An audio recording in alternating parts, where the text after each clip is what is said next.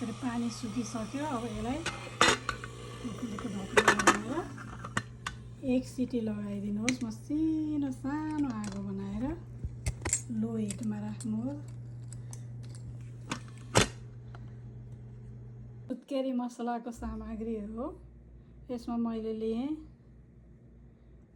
अलमन्ड, पिखन, काजु, यो सुप, यो चाहिँ मिठा सुप, जुवानो, चम्सुर, थोरै ल्वाङ सुकमेल, अलैँची, त्यसपछि यो गुँड, अनि चिनी, घिउ र यो 32 मसला। त्यसपछि यहाँ लिएको छु मैले चामलमा आधा नदीको चामलमा आधा बासमती चामल मिक्स गरेर लिएको छु। यसलाई मिक्स गरेर पिसेपछि अलिक सजिलो हुन्छ पकाउनु पनि। अनदीको मात्रै चाहिँ अलिक धेरै नै चाम्रो हुन्छ, त्यसैले मैले बासमती पनि मिक्स गरेँ।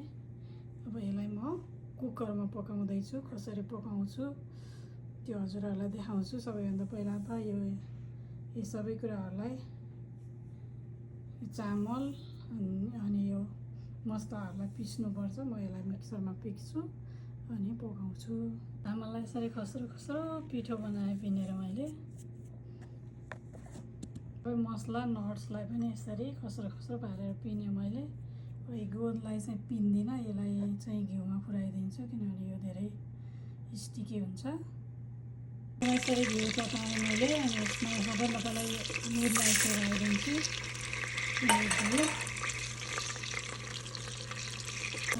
यस्तै पुरेपछि यस्तो ठुलो मोटो हुन्छ। यसमा यतिको भइसकेपछि मैले यो सबै मसलाहरू मिक्स गरिदिन्छु।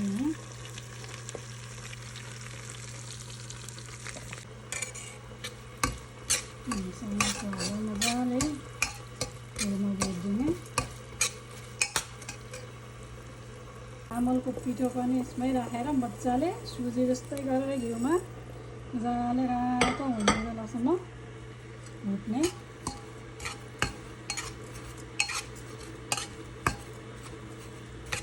यतिको भुटिसकेपछि अब मैले यसमा चिनी पनि राखेर 1-2 मिनट भुटिदिन्छु। चिनीले ब्राउन कलर बनाउँछ एकछिन भुटेपछि पिठोमा, अनि यता पनि राम्रो देखिन्छ। यो चिनी पनि यसरी राखेर 1-2 मिनट भुटिदिनुहोस्।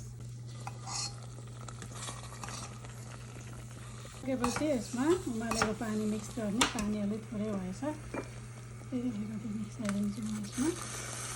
यसरी उमालेर पानी उम्लेको तातो पानी राखेर मजाले चलाइदिने। 32 सुत्केरी मसलालाई पनि राखेर फेरि चलाउँछु मलाई।